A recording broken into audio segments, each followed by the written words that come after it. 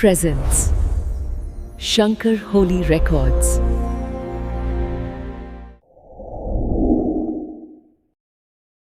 ನಮಸ್ಕಾರ. ಭಗವದ್ಗೀತೆಯಲ್ಲಿ ವಾಸ್ತವವನ್ನು ವಿವರಿಸಲು ಒಂದು ಅದ್ಭುತವಾದ ರೂಪಕ ಇದೆ. ನಮ್ಮ ಇಡೀ ದೃಷ್ಟಿಕೋನವನ್ನೇ ಬದಲಾಯಿಸೋ ಶಕ್ತಿ ಅದಕ್ಕಿದೆ. ಬನ್ನಿ ಒಟ್ಟಿಗೆ ಸೇರಿ ಈ ಅದ್ಭುತ ಕಲ್ಪನೆಯ ಆಳಕ್ಕೆ ಇಳಿಯೋಣ. ಒಂದು ಕ್ಷಣ ಯೋಚನೆ ಮಾಡಿ ನೋಡಿ.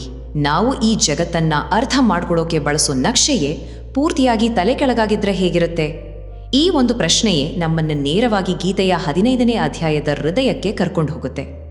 ನಮ್ಮ ಈ ಪಯಣದಲ್ಲಿ ನಾವು 5 ಮುಖ್ಯ ಹಂತಗಳನ್ನು ದಾಟ್ತೀವಿ. ಮೊದಲು ಜಗತ್ತನ್ನ ಒಂದು ತಲೆ ಕೆಳಗಾದ ಮರವಾಗಿ ನೋಡೋದು, ಆಮೇಲೆ ಅದರಿಂದ ಪಾರಾಗೋ ದಾರಿ, ನಂತರ ನಮ್ಮೊಳಗಿನ ಆತ್ಮದ ಸಂಚಾರ, ಹಾಗೆ ಎಲ್ಲವನ್ನು ನಡೆಸ್ತಿರೋ ಆ ಶಾತಿ, ಮತ್ತು ಕೊನೆಗೆ ಆ ಪರಮ ಸತ್ಯದ ದರ್ಶನ. ಸರಿ, ಹಾಗಾದ್ರೆ ಮೊದಲನೇದಾಗಿ ಈ ಭೌತಿಕ ಜಗತ್ತನ್ನ ಒಂದು ತಲೆ ಕೆಳಗಾದ ಮರದ ರೂಪದಲ್ಲಿ ಹೇಗೆ ವಿವರಿಸಲಾಗಿದೆ ಅಂತ ನೋಡೋಣ. ನಿಜಕ್ಕೂ ಇದೊಂದು ಬೆರಗುಗೊಳಿಸೋ ಕಲ್ಪನೆ. ಗೀತೆ ಈ ಸಂಸಾರವನ್ನ ಅಶ್ವತ್ಥ ಅಂತ ಕರೆಯುತ್ತೆ. ಅಂದ್ರೆ ಒಂದು ತಲೆ ಕೆಳಗಾದ ಅರಳಿ ಮರ. ಹೌದು, ಕೇಳಿದ್ದು ಸರಿ, ತಲೆ ಕೆಳಗಾದ ಮರ. ಇದರ ಬೇರುಗಳ ಮೇಲೆ ಅಂದ್ರೆ ಆಧ್ಯಾತ್ಮಿಕ ಲೋಕದಲ್ಲಿವೆ, ಆದರೆ ಅದರ ಕೊಂಬಗಳು ಕೆಳಗೆ ನಾವು ಬದುಕ್ತಿರುವ ಈ ಭೌತಿಕ ಜಗತ್ತಿನಲ್ಲಿ ಹಬ್ಕೊಂಡಿವೆ. ಈ ಮರದ ಪ್ರತಿಯೊಂದು ಭಾಗಕ್ಕೂ ನೋಡಿ ಒಂದೊಂದು ಆಳವಾದ ಅರ್ಥ ಇದೆ. ಮೇಲಿರೋ ಬೇರುಗಳು ನಮ್ಮ ಆಧ್ಯಾತ್ಮಿಕ ಮೂಲ, ಕೆಳಗೆ ಹಬ್ಬಿರೋ ಕೊಂಬೆಗಳೇ ಈ ಸತ್ವ, ರಜಸ್, ತಮಸ್ ಅನ್ನೋ ತ್ರಿಗುಣಗಳಿಂದ ಕೂಡಿರೋ ಜಗತ್ತು.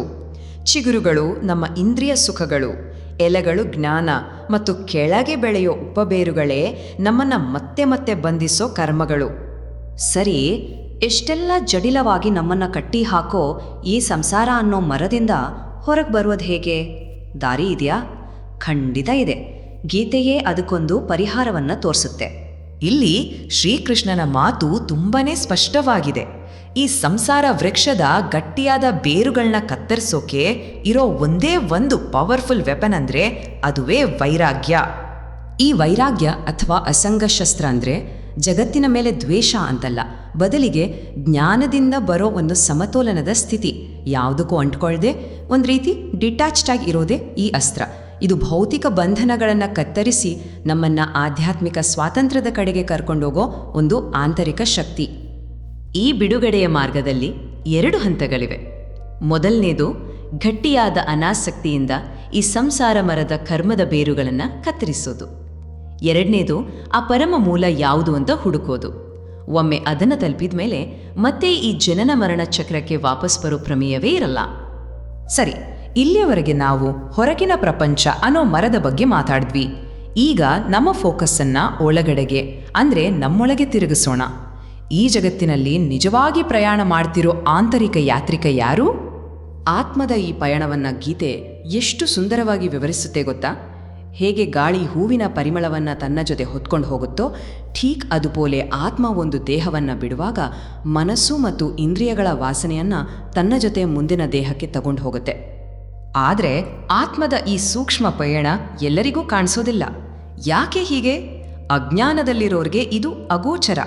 ಆದರೆ ಯಾರ ಹತ್ರ ಜ್ಞಾನ ಚಕ್ಷು ಅಂದರೆ ಜ್ಞಾನದ ಕಣ್ಣು ಇರುತ್ತೋ ಅವರು ಇದನ್ನು ಸ್ಪಷ್ಟವಾಗಿ ಗ್ರಹಿಸಬಲ್ಲರು. ಈಗ ನಮ್ಮ ನೋಟವನ್ನು ಇನ್ನೂ ದೊಡ್ಡದು ಮಾಡೋಣ.